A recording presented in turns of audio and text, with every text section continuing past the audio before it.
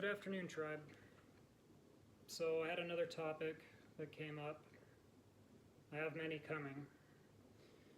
This here is what we call a talking stick. Communication is what I wanted to talk about next. And I'm pretty sure that most of you are probably familiar with the idea of the talking stick. I believe it comes from the Native Americans. Correct me if I'm wrong. So, whoever's holding the stick is the only one speaking. How do you expect to truly hear or listen to what someone has to say if you're waiting just to make a response? How do you hear them? So, the concept of the talking stick. Whoever has the talking stick does the talking and gets to express their emotions, their feelings, whatever it may be that comes to their mind, until they're ready to pass it on to the next person. Now, it has come up that people struggle with this idea because they want to interject and they want to say something before they forget it. And there's a solution for every problem. I would say that keeping a pad of paper handy while someone is holding the talking stick so you don't forget your question or rebuttal or whatever it is that you want to eventually say. Maybe you could just make a little note, maybe just one word that would trigger that, and listen intently. This is my favorite talking stick. Serves two purposes. So there's that. This also leads into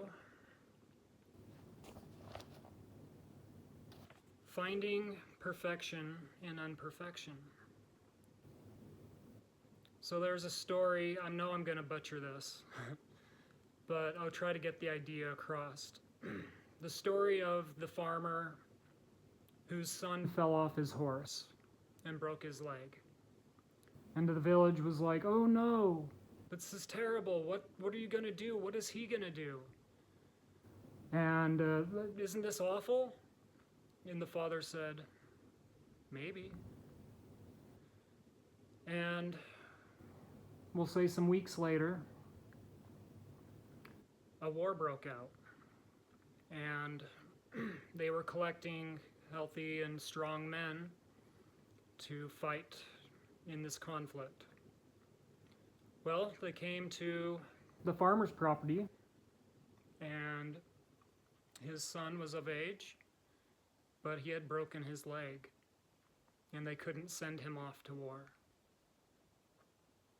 And the villagers said, isn't this great? Isn't this perfectly that he broke his leg and he doesn't have to go to war? And the farmer said, maybe. So we don't know what the future holds. But there is a solution for every problem as well, and everything is perfect. Everything happens for a reason. There are no accidents. There are perceived accidents. The people we meet and the experiences we have all happen for a reason.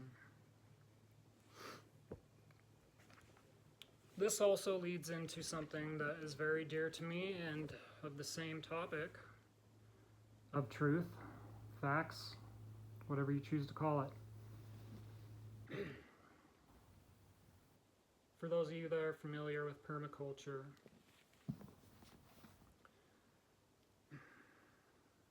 very, very dear to me. Basically, permaculture encompasses a way of living where we can be in harmony with our surroundings and with nature. I would say a lot of people call their so-called, businesses or their purpose or drive return to Eden, or back to Eden, back to the garden. And what comes up for me in this book, there is a chapter 14. Everything else we can make sense of: systems, animal systems, gardening systems, nature, forests. These are all of our teachers. It's observation. Permaculture, mostly to learn from nature, is through observation.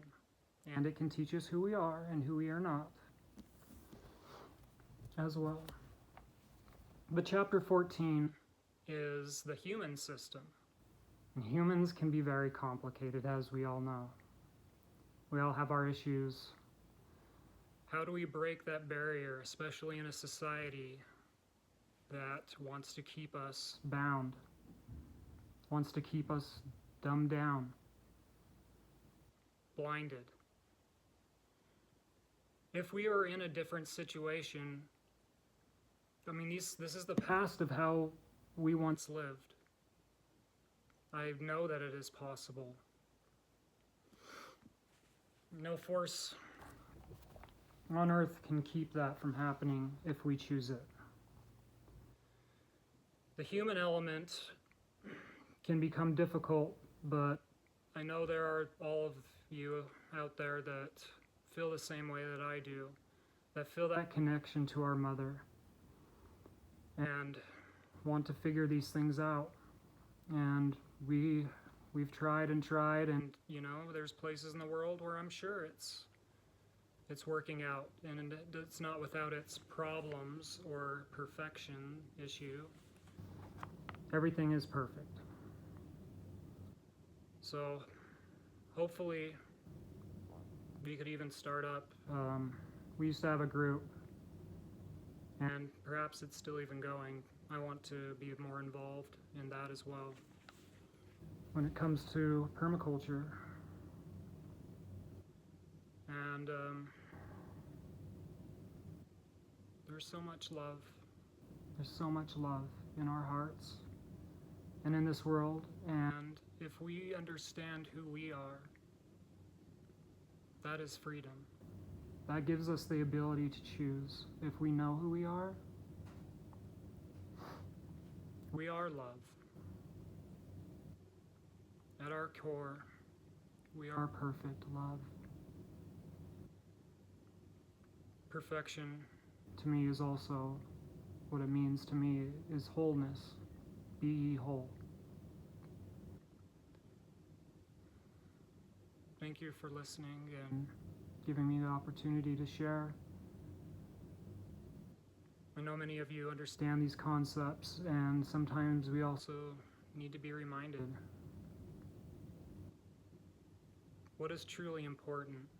What if we take our perspective and we zoom out and we look at it in a perspective of eternity? The everlasting, which is in you, which is in all of us. That is what I hope to share, and the connections that we make and the bonds that we make. Thank you so much. I love all of you. Love, love. I hope that you have a great day. Make yourself a beautiful day.